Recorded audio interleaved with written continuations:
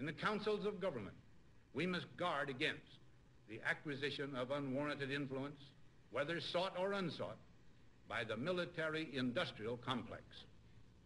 The potential for the disastrous rise of misplaced power exists and will persist. We must never let the weight of this combination endanger our liberties or democratic processes.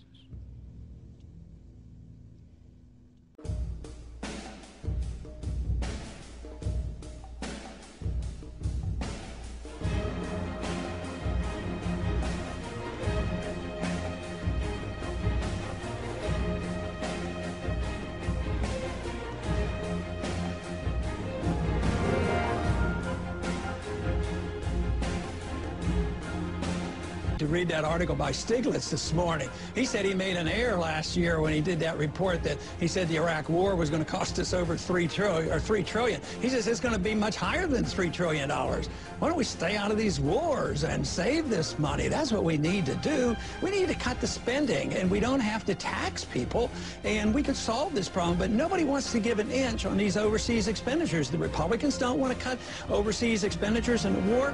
Neither does Obama. So, but the American people, the ones I talk to at least, are all for it. So,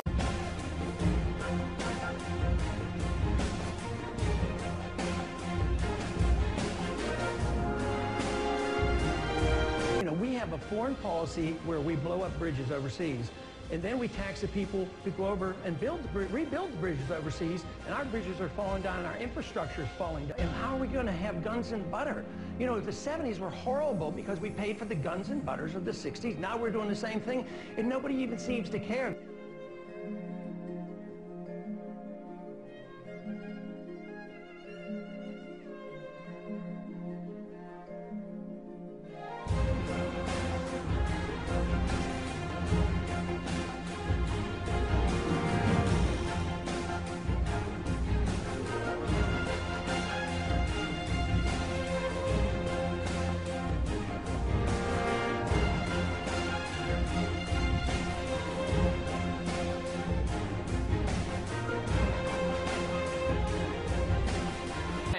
What would you leave for the federal government to do?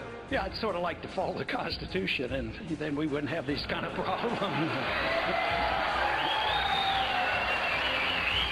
No, you have a government that provides national defense, but you don't have militarism and you police the world. Maybe we could take care of some people back here at home if we weren't spending $1.5 trillion a year on our militarism. That money needs to be spent back at home, and we would have more defense, not less defense.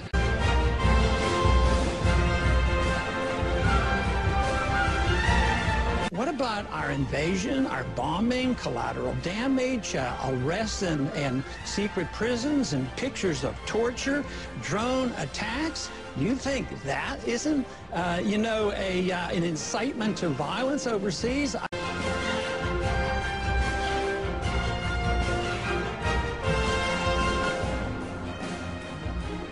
Republicans were elected to end the Korean War. The Republicans were elected to end the Vietnam War.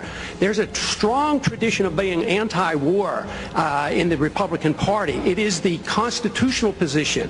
It is the advice of the founders to follow a non-interventionist foreign policy. Stay out of entangling alliances. Be friends with countries. Negotiate and talk with them and trade with them.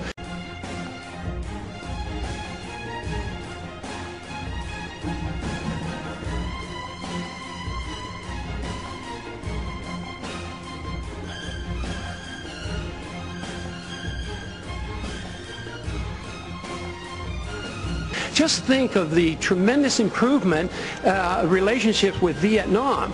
We lost 60,000 men. We came home in defeat. Now we go over there and invest in Vietnam. So there's a lot of merit to the advice of the founders and following the Constitution. And my argument is that we shouldn't go to war so carelessly. When we do, the wars don't end.